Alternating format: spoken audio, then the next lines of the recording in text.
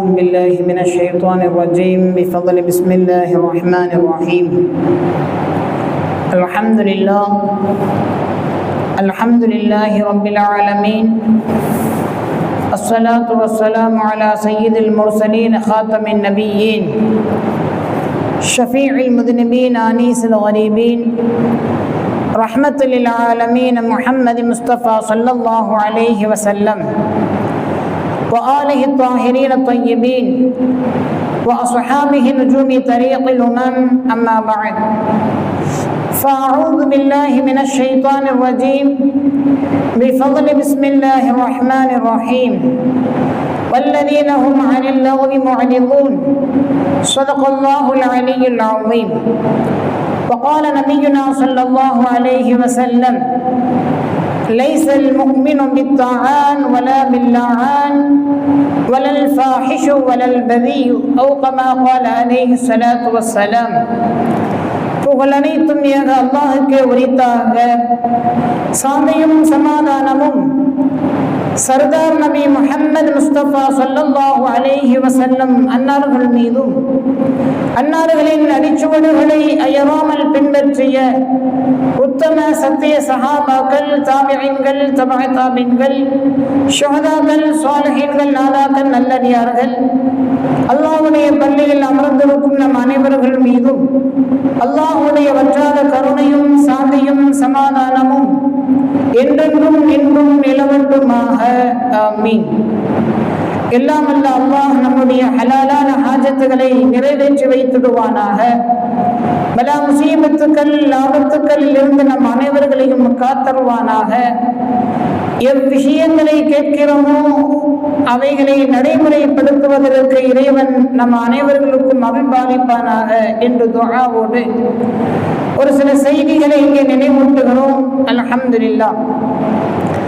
கண்ணியத்திற்குரிய அன்பான இஸ்லாமிய சொந்தங்களே, பெரியவர்களே, இஸ்லாம் என்ற மார்க்கம் என்பது மனிதனை பக்குவப்படுத்தக்கூடிய ஒரு வாழ்வியலை சார்ந்த உண்டான மார்க்கம்.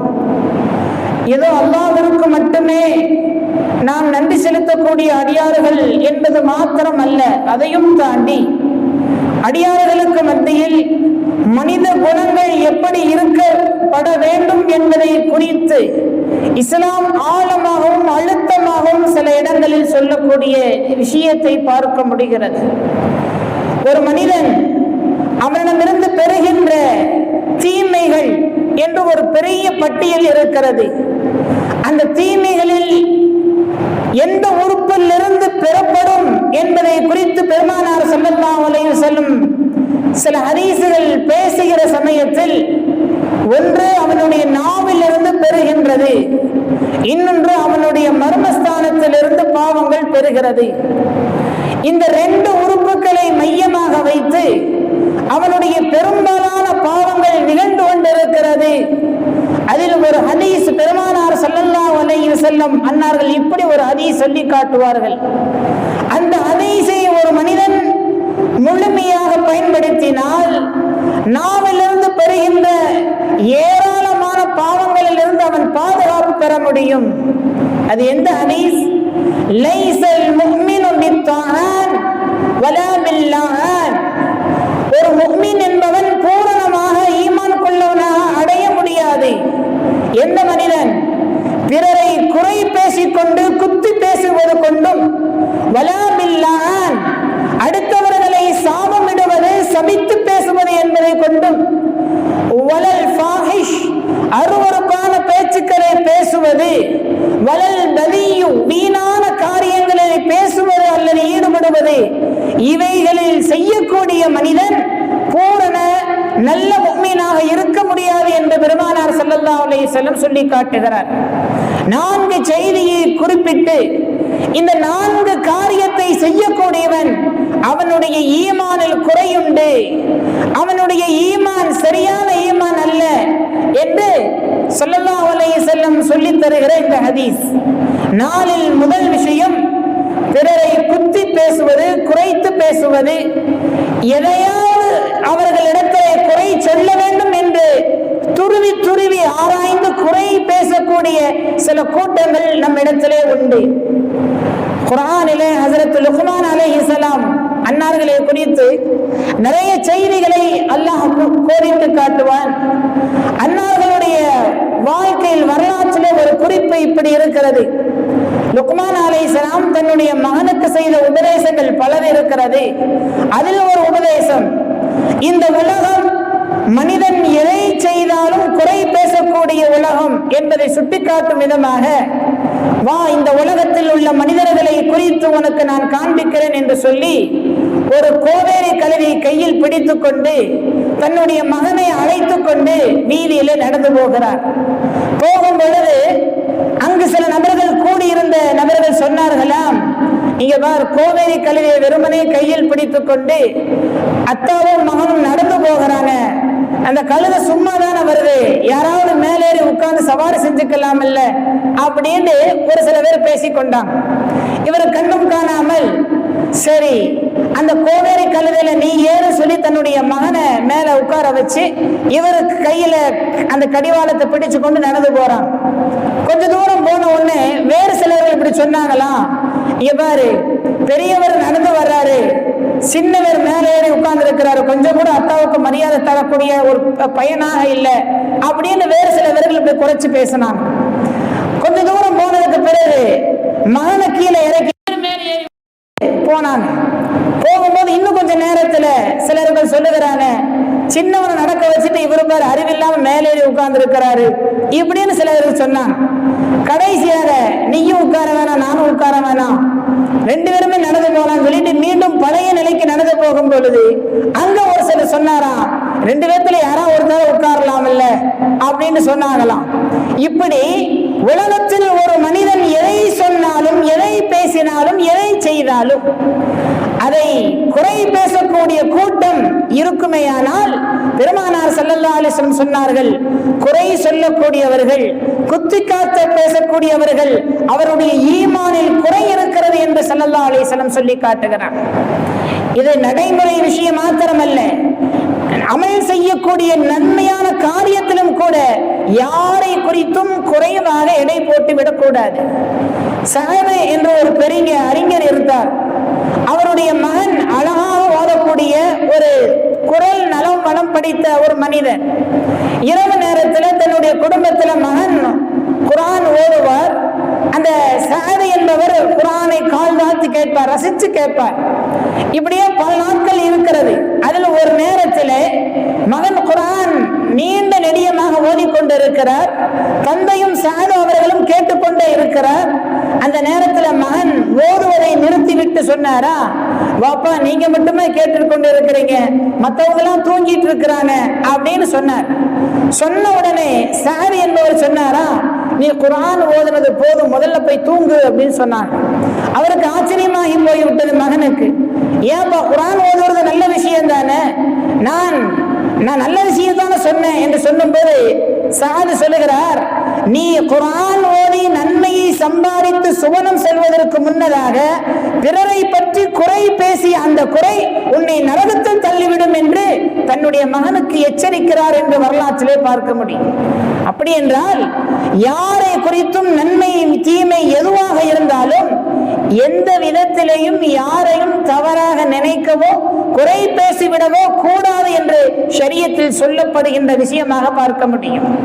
அபூ ஜஹல் என்பவர் நமக்கெல்லாம் தெரிந்த ஒரு பெரிய இஸ்லாத்தினுடைய விரோதி. பெருமானார் ஸல்லல்லாஹு அலைஹி வஸல்லம் அன்னார்களுக்கு கொஞ்சம் நஞ்சம் சிரமத்தை தரல, பயங்கரமான கஷ்டத்தையும் சிரமத்தையும் கொடுத்து கொண்டிருப்பதே தன்னுடைய பொழப்பாக வைத்திருந்தவன் அபூ ஜஹல். அவருடைய மகன் இக்ரிமா ரலியல்லாஹு அன்ஹு அவர்கள் பின்னே ஒரு காலத்தில் இஸ்லாத்தை ஏற்றுக்கொண்டார்கள்.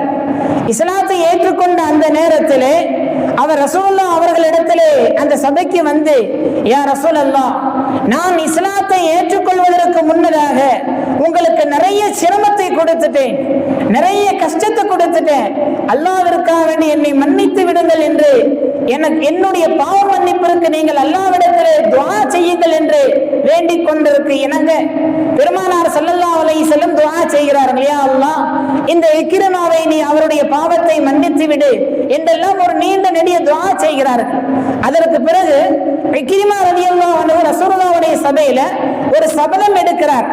யா ரசூலல்லாஹ், இஸ்லாத்தை ஏற்றுக்கொள்வதற்கு முன்னதாக இஸ்லாத்தை அழிப்பதற்காக வேண்டி என்னுடைய பொருளாதாரத்தை நான் நிறைய தியாகம் செய்திருக்கிறேன். ஆனால் இப்பொழுது சொல்லுகிறேன், இனி அடுத்து இஸ்லாம் வளர்ச்சி அடைவதற்கு என்னுடைய பொருளாதாரத்தை நான் தியாகம் செய்ய காத்திருக்கிறேன். அடுத்து இரண்டாவது சொல்லுகிறார், இஸ்லாத்தை அழிப்பதற்கு பல யுத்தத்தில் நான் கலந்து கொண்டிருந்தேன். ஆனால் இனிமேல் சொல்லுகிறேன், இஸ்லாம் வளர்ச்சிக்காக வேண்டி பல யுத்தங்கள் செய்வதற்கு முற்படும் பொழுது நான் அதில் பங்கெடுப்பேன் என்று அவர் சபதம் எடுக்கிறார்.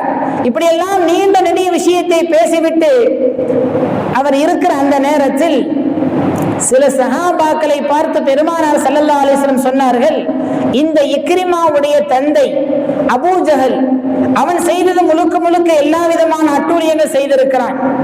அவன் நாசத்தில் இறந்து போயும் இருக்கிறான். பெருமானார் சஹாபாக்கள் இடத்துல சொல்லுகிறார்கள், எந்த இடத்திலேயும் இக்ரிமாவுடைய காதில் விழும்படியாக அபூ ஜஹலாகி அவனுடைய தந்தையை பற்றி தவறாக பேசிவிட வேண்டாம். அவர் இஸ்லாத்திற்கு விரோதிதான். ஆனால் இப்பொழுது அவருடைய மகர் இக்ரிமா இஸ்லாத்தை ஏற்றிருக்கிறார். தந்தையை பேசுவதனால் மகனுடைய உள்ளத்தில் காயம் ஏற்படும், கஷ்டம் ஏற்படும். தந்தையினுடைய குறையை சுட்டி காட்டுவதால் மகனுக்கு சஞ்சலத்தை ஏற்படுத்தும். ஆகையால் அபூ ஜஹலை குறித்து எந்த வார்த்தையும் நீங்கள் பேச வேண்டாம் என்று பெருமானார் ஸல்லல்லாஹு அலைஹி வஸல்லம் சஹாபாக்களுக்கு எச்சரித்தார்கள் என்றால், இங்கேதான் இஸ்லாத்தின் நமக்கு வளர்த்து எடுக்கக்கூடிய குணங்களை பார்க்க முடியும். எப்பேற்பட்ட அபூ ஜஹல் கொஞ்சம் நஞ்சம் அல்ல, பெருமானாரை கொலை செய்வனே தன்னுடைய திட்டமாக வைத்து வாழ்ந்தவன் அபூ ஜஹல். ஆனால் அபூ ஜஹலை பற்றி குறையாக இக்ரிமாவுக்கு முன்னதாக பேச வேண்டாம் என்று பெருமானார் தடுத்திருக்கிறார்கள் என்றால், இன்னைக்கு நம்முடைய காலத்துல மக்களுக்கு மத்தியில சுட்டி காட்டுகின்ற அந்த குணங்கள், அந்த குறைகள் எப்படி இருக்கிறது? ஒருவர் தவறு செய்கிறார், உண்மையாகவே அவரை திருத்த வேண்டும் என்று நினைத்தால் தனியாக கூப்பிட்டு சொல்ல வேண்டிய விதத்தில் அவருடைய குறையை சொல்ல வேண்டும். இதுதான் இஸ்லாம் நமக்கு போதித்து தருகிறது. ஒருவர் தவறு செய்கிறார், அது ஹலாலோ ஹராமோ, சிறுசோ பெருசோ எதுவாக இருந்தாலும் சொல்லி காட்டுகிற விதம் ஒன்று ஒரு தனி பாடமே இருக்கிறது. தனியாக கூப்பிட்டு அவருடைய கண்ணியத்தை பாதுகாக்கும் விதத்தில் யாருக்கு முன்னால் கேவலப்படுத்தக்கூடிய எண்ணம் இல்லாமல் இந்த விதத்தில் குறையை சொல்லி காட்டினால் அவர் திருந்துவதற்கு வாய்ப்பு இருக்கிறது. ஆனால் நமக்கு மத்தியில குறை எப்படி பார்க்கப்படுகிறது? எவராவது ஒரு விஷயத்தை ஏதாவது செய்து விட்டால் அவருக்கே தெரியாது, அது செய்ததாகவே கூட உறுதியாக கூட இல்லாமல் இருக்கலாம். ஆனால் ஊர் ஃபுல்லாக குறை பேசுகிறோம் என்ற பெயரில் என்னென்னவோ கட்டிவிடக்கூடிய கதைகள் எல்லாம் நம்ம இடத்திலே நிறைய பழக்கங்கள் இருக்கிறது. மாற்ற வேண்டிய ஒரு சில செய்திகள். சில ஊர்கள்ல பள்ளிவாசல்களே சில திண்ணைகள்லாம் உண்டு. திண்ணைகள்ல சில பேர் வந்து உட்காருவாங்க. உட்கார்ந்துட்டா ஊர்ல இருக்கக்கூடிய அத்தனை செய்தித்தாள்களையும் அங்க பார்க்க முடியும்.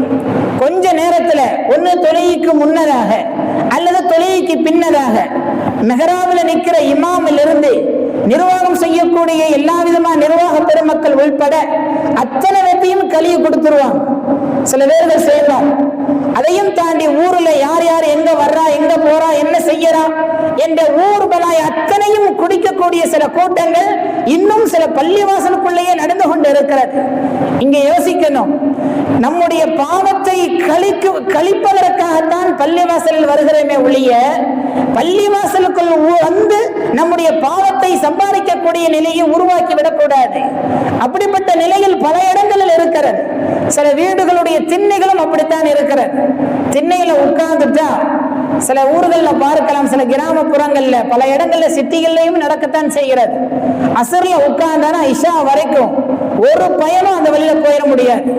அத்தனை பலாயும் அப்படியே கழுவி கொடுக்கக்கூடிய கூட்டங்கள் நம்ம இடத்துல இருக்கத்தான் செய்கிறது. இந்த இடத்துலதான் பெருமானார் ஸல்லல்லாஹு அலைஹி வஸல்லம் சொன்ன வார்த்தையை நினைத்து பார்க்க வேண்டும். லைஸல் முஃமினு பித்தானான், பிறரை குறை சொல்லக்கூடிய நபர் அவர் முஃமினே அல்ல, அவருடைய ஈமான் சரியில்லை என்று ஸல்லல்லாஹு அலைஹி வஸல்லம் சொல்லி காண்பித்திருக்கிற வார்த்தையை இங்கே நாம் ஞாபகப்படுத்திக் கொள்ள வேண்டும். இரண்டாவது சொல்லுவார்கள், வலா பில்லாஹ், பிறரை சபிப்பது அவனுடைய ஈமான் சரியானதாக இல்லை என்றார்கள் ஸல்லல்லாஹு அலைஹி வஸல்லம். முதல் விஷயம் அடுத்தவர் இடத்திலே குறையை காண்பது.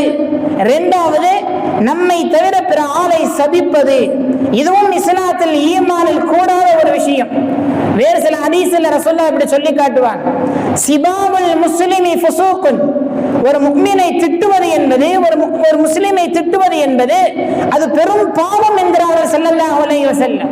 வ கிதாலுஹு குஃப்ருன், அவனிடத்தில் சண்டை செய்வது என்பது இறை நிராகரிப்பு என்கிறார்கள் பெருமானார் ஸல்லல்லாஹு அலைஹி வஸல்லம். அவன் நல்லவனா கெட்டவனோ அதை குறித்து நாம் பேசுவது கூட, அவன் நல்லவனா கெட்டவனா என்ற தீர்ப்பு நாள் என்று ஒன்று உண்டு. அந்த தீர்ப்பை அளிக்கக்கூடிய இறைவன் ஒருவன் இருக்கிறான். அவன் பார்த்து முடிவு செய்வான், இவன் நல்லவன், இவன் கெட்டவன், இவன் காஃபிர், இவன் முஸ்லிம், இவன் முஃமின் என்று தீர்ப்பு சொல்வதற்கு தகுதி படைத்தவன் அவன். அப்படி இருக்கிற சமயத்திலே நாம் ஒருவரை பார்த்து இவன் பாவி, இவன் கண்ட காஃபிர் என்றெல்லாம் பல வார்த்தைகளை சொல்லுவதே இஸ்லாத்தில் தடை செய்யப்பட்டது. எந்த அளவுக்கு நம்முடைய மார்க்கத்தில் ஒரு சட்டம் சொல்லப்படுகிறது, ஒரு காஃபிரை கூட, இறை நிராகரித்திருக்கக்கூடிய ஒரு முஷ்ரிக்கு, ஒரு காஃபிரை கூட நாம் பார்த்து அவனை பார்த்து ஏ காஃபிர் என்று அழைப்பது கூடாது. மனிதா என்று கூப்பிடலாம், அல்லது வேறு ஏதாவது ஒரு வார்த்தையை சொல்லி கூப்பிடலாம். ஆனால் அவன் செய்யக்கூடிய அந்த நிராகரிப்பு, அவன் வணங்கக்கூடிய அந்த தெய்வங்களை குறித்து காஃபிர் என்றோ முஷ்ரிக் என்றோ யாரையும் அழைப்பதற்கு யாருக்கும் தகுதி இல்லை. ஏன்னா ஒருவேளை அவன் சக்கராத்தினுடைய நேரத்தில் கூட கலிமா சொல்லுவதற்கு வாய்ப்பு உண்டு. எந்த அளவுக்கு இஸ்லாம் மிக நேர்த்தியாக வாழ்க்கையை காட்டிக் கொண்டிருக்கிறது. அவன் கடைசி நேரத்தில் கூட கலிமா சொல்லி ஒருவேளை முஸ்லிம் ஆகிவிட்டால், ஒருவேளை அவனை நீ கூப்பிடக்கூடிய உன்னுடைய நிலை கடைசி நிலையில் காஃபிர் ஆகிவிட்டால், ஆகையால் எந்த நிலையிலையும் யாரையும் குறித்து பாவி என்றோ முஷ்ரிக் என்றோ குஃப்ர் காஃபிர் என்றோ அழைப்பது கூடாது என்று பெருமானார் ஸல்லல்லாஹு அலைஹி வஸல்லம் சொல்லி காட்டுகிறார்கள். ரசூலுல்லாஹ்வுடைய வாழ்க்கையில நாயகம் கண்ட துன்பங்கள் உலகத்தில் யாரும் கண்டதில்லை. பொதுவாக சொல்லுவார்கள், எந்த அளவிற்கு வசதி வாய்ப்புகள் கண்ணியங்கள் கூடுகிறதோ அதற்கு ஏற்றால் போல் இறைவனுடைய புறத்திலிருந்து சோதனைகளும் கூடும். ஒட்டுமொத்த நபிமார்கள் உயர்ந்தவர்கள் பெருமானார் ஸல்லல்லாஹு அலைஹி வஸல்லம். ஆனால் இறைவன் நபி என்பதற்காக வேண்டி விட்டுவிடவில்லை. எல்லா நபிமார்களுக்கும் கொடுக்கப்பட்ட சோதனையை காட்டிலும் ஒரு படி அதிகமாகவே பெருமானார் ஸல்லல்லாஹு அலைஹி வஸல்லம் சோதனையை சுவிக்க செய்தான் இறைவன். அப்படிப்பட்ட நிலையில் பெருமானார் அன்னார்கள் இருப்பதற்கு இடம் இல்லாமல் அந்த ஊரை விட்டு விரட்டடித்த மக்கத்து காஃபிர்கள், பெருமானாருடைய குடும்பங்கள் உள்பட ரசூலுல்லாஹ்வுக்கு உணவுகள் தேவை ஏற்படுகிற பொழுது தருவதற்கு மறுத்தவர்கள், தாயத்துடைய நேரத்தில் தண்ணீர் தருவதற்கு மறுத்தவர்கள், ரசூலுல்லாஹ்வுடைய குடும்பத்தார்கள் இடத்திலே கொடுக்கல் வாங்கல் வைக்க வேண்டாம் என்று சொன்னவர்கள் அந்த மக்கத்து காஃபிர்கள். ரசூலுல்லாஹ்வை எந்த நேரத்திலும் கொலை செய்வதற்கு தயாராக இருக்கக்கூடிய நிலையில் இருந்த அந்த மக்கள், இப்படியெல்லாம் பலவிதமான துன்பங்களை சந்தித்த பெருமானார் ஸல்லல்லாஹு அலைஹி வஸல்லம் ஒரு இடத்தில் கூட, ஒரு நேரத்தில் கூட யாரையாவது கூட தவறான சபிக்கிற வார்த்தையை இதுவரைக்கும் சொன்னதில்லை. ரசூலுல்லாஹ்வுடைய 63 ஆண்டுகளில் ஒரு ஹதீஸ் கூட பெருமானார் ஸல்லல்லாஹு அலைஹி வஸல்லம் இன்னார்களை குறித்து தவறாக பேசினார்கள் என்றோ, இன்னார்களை சாபத்திற்கு ஆளாக்கப்பட வேண்டும் என்றோ ரசூலுல்லாஹ் ஒரு வார்த்தை கூட எங்கேயும் பார்க்க முடியாது. ஆனால் நாயகத்திற்கு முன்னால் வந்த பல நபிமார்கள், பல சமுதாயங்கள் அழிந்து போக வேண்டும் என்று துஆ செய்த செய்திகள் எல்லாம் குர்ஆன் பேசுகிறது. நூஹ் அலைஹிஸ்ஸலாம் அல்லாஹ்விடத்திலே பிரார்த்தியுங்கள், இப்படி ஒரு துஆ செய்தார்கள், யார் இந்த காஃபிர்களை உலகத்தில் விட்டு வைக்காதே. என்ன அர்த்தம்? மொத்தத்தையும் அழித்துவிடு என்று துஆ செய்தார்கள் நூஹ் அலைஹிஸ்ஸலாம். இது மாதிரி நிறைய நபிமார்கள் தங்களுடைய சமுதாயத்திற்கு எதிராக இவர்கள் அழிக்கப்பட வேண்டும் என்று துஆ செய்திருக்கிறார். ஆனால் பெருமானார் ஸல்லல்லாஹு அலைஹி வஸல்லம் உஹதுடைய யுத்த நேரம் நிறைய காயங்கள் உடம்பில் ஏற்பட்டிருக்கிறது. ரசூலுல்லாஹ்வுடைய காயங்கள், ரசூலுல்லாஹ்வுடைய பல்லு ஷஹீதாக்கப்பட்டு பலவிதமான கொடுமைக்கு உள்ளாக்கப்பட்டு கண் முன்னே பல சஹாபாக்கள் சித்திரவதை செய்து கொலை செய்யப்பட்ட ஜனாசாக்கள் அந்த இடத்துல முன்வைக்கப்பட்ட நிலையில் ஒரு சஹாபி வந்து நாயகத்தினிடத்துல சொல்லுகிறார், யா ரசூலல்லாஹ், இந்த மக்கள் அழிந்து போகட்டும் என்று அல்லாஹ்விடத்திலே துஆ செய்யுங்கள் என்று சொன்ன உடனே பெருமானார் ஸல்லல்லாஹு அலைஹி வஸல்லம் சொன்னார்கள், இந்த உலகத்திற்கு வந்தது நான் அற்கொடையாகத்தான் வந்திருக்கிறேன் ஒழிய அடுத்தவன் அழிவதற்காக வேண்டி நான் வரவில்லை என்று ஸல்லல்லாஹு அலைஹி வஸல்லம் சொன்னார்கள் என்றால் இதுதான் நாயகத்தின் நமக்கு சொல்லி காண்பித்த அழகிய குணம். பெருமானார் நமக்கு கற்றுக் கொடுத்த அழகிய குணம். நமக்கு எந்த விதத்தில் எப்பேற்பட்ட நிலையில் சிரமத்தை தந்தாலும் யாரையும் நாம் சபித்து விடக்கூடாது. ஆனால் இன்னைக்கு நம்முடைய வீடுகள்ல எவ்வளவு வார்த்தைகளை பயன்படுத்துறோம், பிள்ளைகளை எதை சொல்லி திட்டுகிறோம், எப்படியெல்லாம் திட்டுகிறோம். குடும்பத்துள்ள நபர்களை தந்தை தாய் என்று பாராமல், அண்ணன் தம்பி அக்கா தங்கை என்று பாராமல், மாமன் மச்சன் என்ற உறவுகளை பாராமல் எப்படியெல்லாம் என்னென்ன வார்த்தைகள் எல்லாம் சொல்லி நாம் ஏசுகிறோம், திட்டுகிறோம். ஒரு கணம் இப்படி யோசிக்க வேண்டும். பெருமானார் ஸல்லல்லாஹு அலைஹி வஸல்லம் ஒரு செய்தி இப்படி சொல்லி இருக்கிறார், ஒரு மனிதனை குறித்து நீ பேசுகிறாய், ஒரு மனிதனை குறித்து நீ திட்டுகிறாய் என்றால் உன்னுடைய திட்டப்பட்ட அந்த வார்த்தை இருக்கிறது அல்லவா, அது விண்ணுலகத்திற்கு செல்லுகிறது. நீ திட்டிய வார்த்தை அந்த நபருக்கு தகுதி உள்ளவனாக இருந்தால் அவனிடத்திலே போய் சேரும். ஒருவேளை நீ திட்டிய அந்த வார்த்தை அவனுக்கு தகுதி இல்லாத நபராக இருந்தால் நீ எந்த வார்த்தையை பேசினாயோ அதுவே திரும்பி உனக்கே வந்து சேரும் என்கிறார்கள் ஸல்லல்லாஹு அலைஹி வஸல்லம். ஒன்றுமில்லை, ஒருத்தரை பார்த்து நம்ம நாசமா போக அப்படின்னு சொல்லிட்டு வைங்களே, நாசமாவா போகிற வார்த்தை நாம் யாரை பார்த்து சொன்னோமோ அந்த நபர் அதற்கு தகுதியான ஆளா இருந்தா போய் சேர்ந்துடும். ஒருவேளை நாம் தப்பா விலகி கொண்டு அவரை பேசிட்டோம்னா திரும்ப அந்த வார்த்தை நம்மளையே ஏதோ ஒரு இடத்துல வாழ்க்கையில சருக செய்துவிடும். அந்த அழிவு, அந்த நாசம் என்பது ஒன்று நமக்கோ அல்லது நம்முடைய குடும்பத்தை சார்ந்த நம்முடைய சந்ததிகளுக்கோ ஏற்படும் என்று ஹதீஸின் வாயிலாக நாம் பார்க்க முடிகிறது. இது இரண்டாவது செய்தியாக ஸல்லல்லாஹு அலைஹி வஸல்லம் சொல்லி காண்பித்தார்கள். மூன்றாவது சொல்லுவார்கள், ஃபாஹிஷ் வலல் ஃபாஹிஷு, அருவருப்பான விஷயத்தை எவன் பேசுகிறானோ அவன் நல்ல முஃமின் அல்ல என்று ஸல்லல்லாஹு அலைஹி வஸல்லம் சொல்லி காட்டுகிறான். அருவருப்பான பேச்சு என்பது நிறைய இருக்கிறது. இன்னைக்கு நம்ம சில பேருடைய வார்த்தைகளை பார்க்கணும், அல்லாஹ் பாதுகாக்கணும். பேசுறதே ஒரு அடைமொழியோடு பேசுவாங்க. அது சில பேர் ஊருடைய பாஷையாக இருக்கும். சில அந்த வார்த்தைகள் எல்லாம் இந்த இடத்துல வைத்து சொல்ல முடியாது. அப்படிப்பட்ட நிலையில மகனை கூப்பிடுறது கூட அந்த டேஸ் மகன் அப்படிங்கிற வார்த்தையை சொல்லுவாங்க. குடும்பத்துல யார் இடத்துல பேசினாலும் அந்த டேஸ்ங்கிற வார்த்தையை சொல்லி சொல்லி பேசுவாங்க. அல்லாஹ் பாதுகாக்க வேண்டும். ஒருவேளை சக்கராத்துடைய நிலையில் அந்த வார்த்தை வந்துவிட்டால் அல்லாஹ் பாதுகாக்க வேண்டும், நிரந்தர தோல்விக்கு சொந்தக்காரனாக ஆகிவிடுவான், நிரந்தர தோல்வி. எனவே நாம் பேசுகின்ற வார்த்தை நல்ல வார்த்தையாக பயன்படுத்த வேண்டும். நம்முடைய குடும்பத்துக்கு மத்தியிலே, நண்பர்களுக்கு மத்தியிலே, மனைவி மக்களுக்கு மத்தியிலே, எல்லா நபர்களிடத்திலையும் பேசும் வார்த்தை அருவருப்பான தீய கெட்ட வார்த்தையாக இருக்கக்கூடாது. குர்ஆன் எச்சரித்து சொல்லும், அருவருப்பான பேச்சுக்கள், தகாத விஷயத்தை விட்டும் நீங்கள் தவிர்ந்திருக்க வேண்டும் என்று குர்ஆன் பேசுகிறது. இன்னைக்கு இந்த அருவருப்பான விஷயம், அருவருப்பான பேச்சு எந்த இடத்தில் அதிகமாக புழங்கப்படுகிறது என்றால் டிவி சினிமாக்கள்ல பயன்படுத்தப்படுகிறது. அதே போல போன்களில் பயன்படுத்தப்படுகிறது. ரெட்ட அர்த்தத்தை கொண்ட வார்த்தைகளை அதிகம் பயன்படுத்தக்கூடியவர்கள் இருக்கத்தான் செய்யறான். ரெட்ட அர்த்தங்கள் கொண்ட இதெல்லாம் ஃபாஹிஷான அருவருப்பான விஷயங்கள். இந்த அருவருப்பான விஷயத்தை எவன் பேசுகிறானோ அல்லது பேசுவதை அதிகமாக கேட்கிறானோ, ரசிக்கிறானோ, அவன் நல்ல முஃமின் இல்லை என்று பெருமானார் ஸல்லல்லாஹு அலைஹி வஸல்லம் சொல்லி காட்டுகிறான். கடைசியாக வலல் பதியு, யாரெல்லாம் வீண் பேச்சு, நல்ல விஷயம்தான் பேசுறான் ஆனா ஒண்ணுக்கும் இல்லாத விஷயத்தை பேசுறான். அவன் பேசக்கூடிய வார்த்தைகள் குடும்பத்துக்கும் அவனுக்கு சம்பந்தம் இல்லை, மார்க்கத்திற்கும் தீனுக்கும் சம்பந்தம் இல்லை, மறுமைக்கும் சம்பந்தம் இல்லை. ஏதோ ஒரு விஷயத்தை உயர்வாயாக பேசிக்கொண்டே இருக்கிறான். இவனிடத்திலேயும் ஈமான் குறைவாக இருக்கிறது என்றுதான் ஹதீஸ் பார்க்க முடிகிறது. இன்னைக்கு நிறைய பேர் இருக்கிறான், அவனுக்கு பேரே சில பேர் சொல்லுவாங்க ரம்பம் போடுவான் அப்படின்னு. என்னன்னா வாய திறந்தானா மணிக்கணக்கில் பேசுவான். கடைசியாக இவ்வளவு மணி நேரம் பேசுறான், என்ன பேசுறான்டா அவனுக்கும் தெரியாது, கேட்டவனுக்கும் புரியாது. இப்படி உலர்வாய்களாக மணிக்கணக்கில் ரம்பம் போடக்கூடியவர்களாக பல பேர்கள் இருக்கிறார்கள் என்றால் அந்த வார்த்தைகளும் இஸ்லாத்திற்கும் ஈமானுக்கும் சம்பந்தம் இல்லை என்று பெருமானார் ஸல்லல்லாஹு அலைஹி வஸல்லம் சொல்லி காட்டுகிறான்.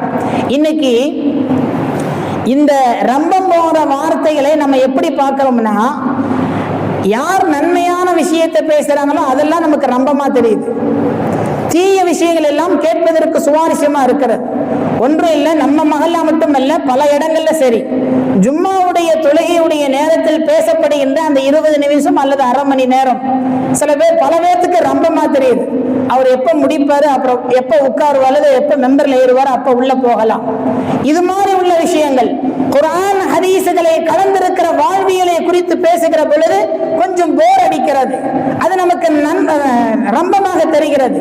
ஆனால் மணிக்கணக்கில் பட விஷயங்கள், மணிக்கணக்கில் அடுத்தவர்களுடைய குடும்பத்தில் தலையிட்டு ஆபாசமான விஷயங்களை பேசுறது, பார்ப்பது, போன்களை ரீல்ஸ்களை மணிக்கணக்கில் பார்ப்பது, இதுவெல்லாம் அவர்களுக்கு வாழ்க்கையில் வீணாக தெரியவில்லை என்றால் அவனுடைய ஈமானில் குறை இருக்கிறது என்று பெருமானார் ஸல்லல்லாஹு அலைஹி வஸல்லம் சொல்லி காட்டுகிறார்கள்.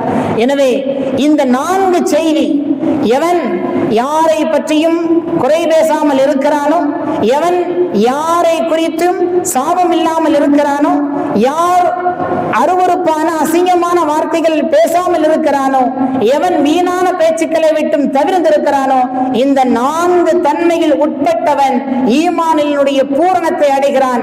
இந்த தன்மைகள் உள்ளவன் ஈமானில் குறைவாகவே வாழ்ந்து கொண்டிருக்கிறான் என்று பெருமானார் ஸல்லல்லாஹு அலைஹி வஸல்லம் சொல்லித் தருகின்ற இந்த ஹதீஸை நம்மால் பார்க்க முடிகிறது.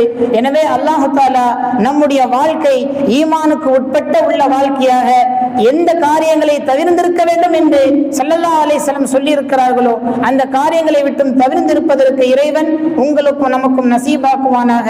வாஹிரு தஅவானா அல்ஹம்துலில்லாஹி ரப்பில் ஆலமீன். அஸ்ஸலாமு அலைக்கும் வரஹ்மத்துல்லாஹி வபரகாத்துஹு.